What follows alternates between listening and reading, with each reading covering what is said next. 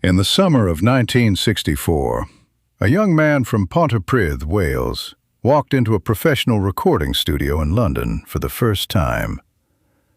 His name, at that moment, was still Tommy Scott.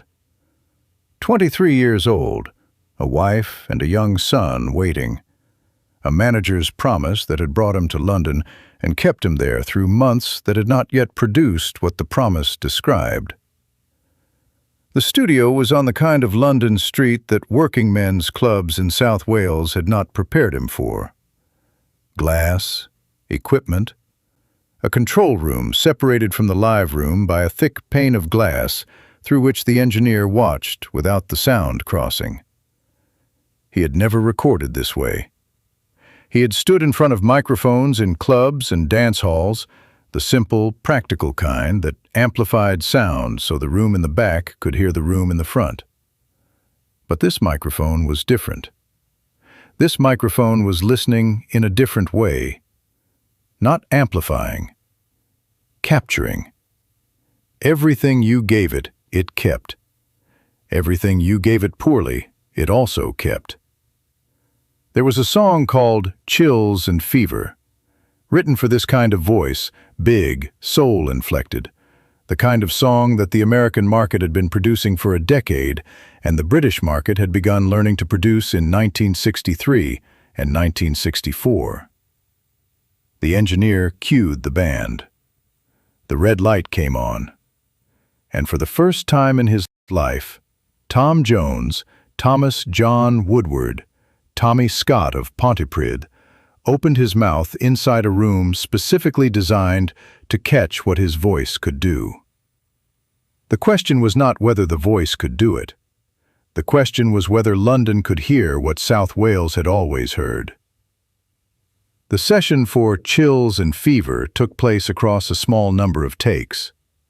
That was the nature of professional recording in 1964. Studio time cost money. Record labels measured sessions in hours and watched the clock with a precision that no working men's club in South Wales had ever required of a performer. You did your takes. You did them again if something in the control room needed adjusting. You listened to the playback through the headphones or through the control room speakers when the engineer allowed it. And you tried to understand what the microphone had heard, which was not always the same as what you had felt you were giving it. Tom Jones listened to the playback of Chills and Fever in the control room at Decca. What he heard surprised him. Not because it was bad, because it was real. Because the voice in the speakers, the voice that had come through the microphone and been captured by the equipment and was now being played back through the studio monitors, was recognizably his voice. Not an approximation of it. Not a flattened or distorted version. The thing that the working men's clubs had heard, that Gordon Mills had heard in a London club in 1963, that his father had heard when he was a boy in Pontypridd, and his voice had started doing things that made people in the room stop talking. It was there, in the recording, caught by the microphone, preserved on the tape, playable through speakers to anyone, anywhere, who pressed the button. That was the first real discovery of the summer of 1964. Not that he could perform, he had always known he could perform, but that the thing he did when he performed was something that a machine could hold, that a record could carry it. That a listener in a room without a stage and without a performer could receive something from the speakers that approached, not perfectly, but genuinely approached, the quality of being in the room when the voice was actually doing it. This was not a small discovery. This was the difference between being a live performer who would spend his career moving from room to room and being a recording artist whose voice could be in every room at once. Chills and Fever was released in August 1964. Gordon Mills waited. The record label, waited. Tom Jones waited. In South Wales, people who had seen him perform in clubs and dance halls for years watched to see whether the promise of London would finally produce the result that the voice had always seemed to be heading toward. The single did not chart, not in any meaningful way. Radio play was limited. Sales were not what a debut single needed them to be to generate the momentum that produced a second single, and a third, and eventually a career that resembled what Gordon Mills had described when he made the promise. The silence after a record fails is different from the silence in a club when the room hasn't been reached. In a club, you know immediately. The crowd shifts, the drinks get ordered, the conversations resume. You can feel the moment you lose a room, and you can adjust. With a record, there is no moment. There is just the absence of the phone call that would confirm success, and the slow understanding that the silence is itself the answer. Tom Jones understood the silence. He had one single. It had not charted. The record label's patience was not unlimited. Gordon Mills's credibility with the label was not unlimited.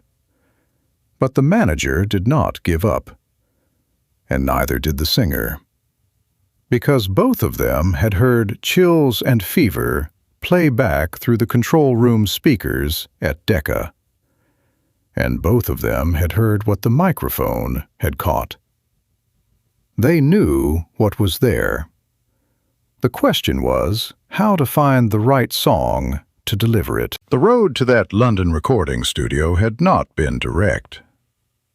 Gordon Mills had heard Tom Jones perform in a club in London in 1963, a Pontypridd boy who had followed Mills north as a friend first, and as a business proposition second. Mills was a songwriter and sometime performer himself. He had a particular kind of ear, the kind that recognized, in someone else's voice, a quality that exceeded what was being asked of it. He heard that quality in Tom Jones. He heard a voice that belonged in arenas and was being used in rooms with 40 people and a bar that served pints. So Mills made a promise.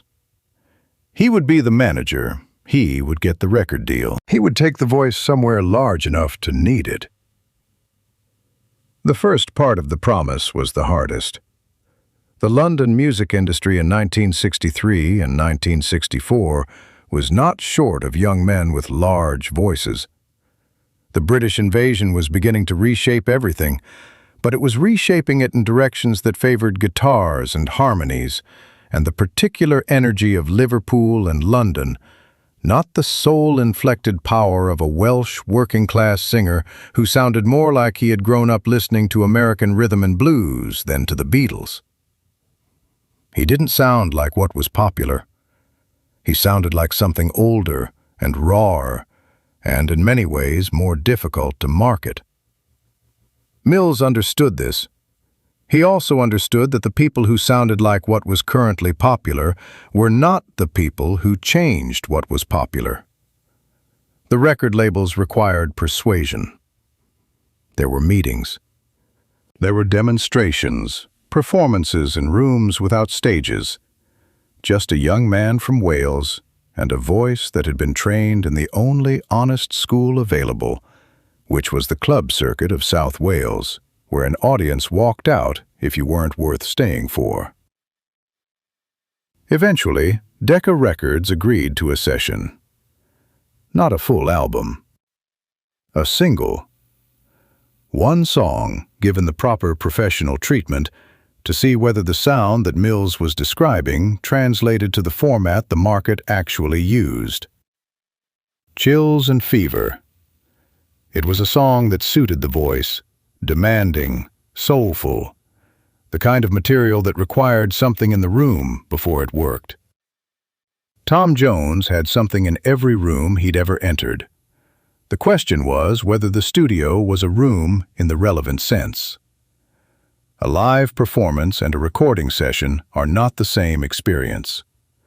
A performer who commands a live room has learned a particular set of skills: reading an audience, adjusting in real time, using the specific chemistry of a crowd's collective attention. The crowd responds. You respond to the response. The music becomes a conversation. None of that happens in a studio. In a studio, you sing into a microphone in an acoustically controlled room, while people in a separate glass-fronted room watch you, without sound crossing between you. You cannot feel the audience, because there is no audience. You cannot adjust to the crowd, because the crowd has been replaced by a piece of equipment and a set of headphones.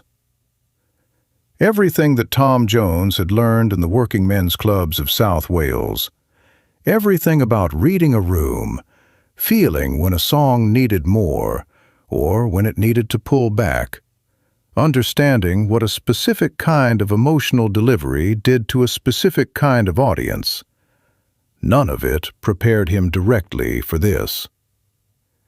He had to learn to translate. He had to learn to take the quality that a live room made visible and find a way to place it into a microphone's permanent record without the room there to confirm that it was landing. That translation from live performer to recording artist was what the summer of 1964 was actually teaching him. Whether the single charted or not, the lesson would matter. Gordon Mills wrote the song himself. He was a songwriter as well as a manager. The two roles were not separate for him, and the combination made him unusual in the London music industry of the mid-1960s.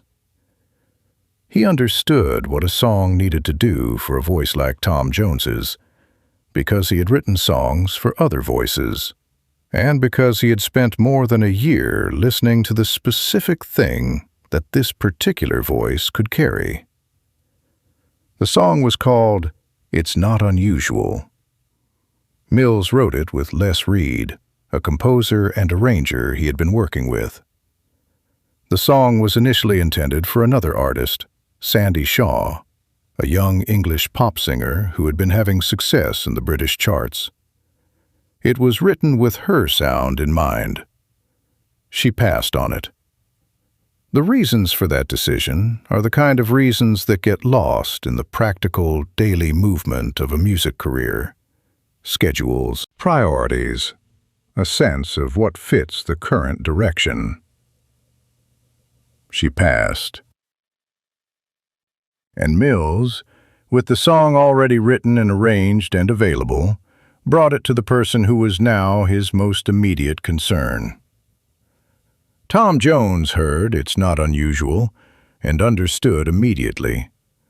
Not in the deliberate, analytical way that you understand a business decision. In the way that a voice understands a song. In the body, before the mind has finished processing what the melody is doing. The voice knew. They recorded it at Decca in the autumn of 1964. The arrangement was fuller than Chills and Fever, a brass section, a production that put something underneath the voice that gave it a platform to stand on. The studio experience of the first session had not been wasted. Tom Jones understood the microphone differently now. He understood how to give the room what the equipment needed without losing what the room had always gotten from him live. The translation had been completed. It's Not Unusual was released in January 1965. Within weeks, it had reached the top of the British charts. The voice from Pontypridd, which had been performing in working men's clubs and small dance halls across South Wales for years, which had arrived in London on a manager's promise and spent a year trying to convert that promise into the format the market could receive, was now the voice coming out of every radio in the country. Tommy Scott was now Tom Jones. Not a different person, the same voice that had held the clubs in South Wales, the same quality that Gordon Mills had heard in 1963, the same thing the microphone at Decca had caught in the summer of 1964 during a session for a single that didn't chart. All of that was still there. It had simply found the song. The story of It's Not Unusual is usually told as a beginning, the debut, the breakthrough, the moment Tom Jones became Tom Jones.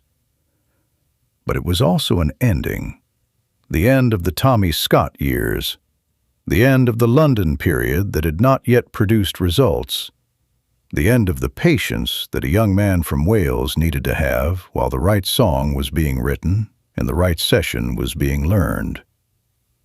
The recording session for Chills and Fever had seemed like a failure. The single hadn't charted. The silence after the release had been the wrong kind of quiet. But the session had not been wasted. It had given Tom Jones something that the working men's clubs of South Wales couldn't give him: the knowledge of how to use a studio, how to translate the live room quality into something a microphone could hold, how to give a recording the same honesty that those Welsh audiences had always demanded from a performer standing 5 feet in front of them. When he stood in front of the Decca microphone in the autumn of 1964 and sang It's Not Unusual for the first time, he already knew what the microphone was listening for. He had learned it the hard way, in a session that went nowhere, in a silence that lasted all the way through the autumn while the label waited and the manager worked and the singer from Pontypridd held on. The first session that doesn't work is the session that teaches you how the second session has to go. Tom Jones understood that.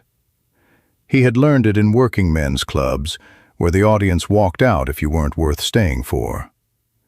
And he had learned it again, in a different way, in a London recording studio in the summer of 1964, in a room with a red light and a microphone and a song that wasn't quite right yet. The right song came 6 months later, and everything that the failed session had taught him was inside it.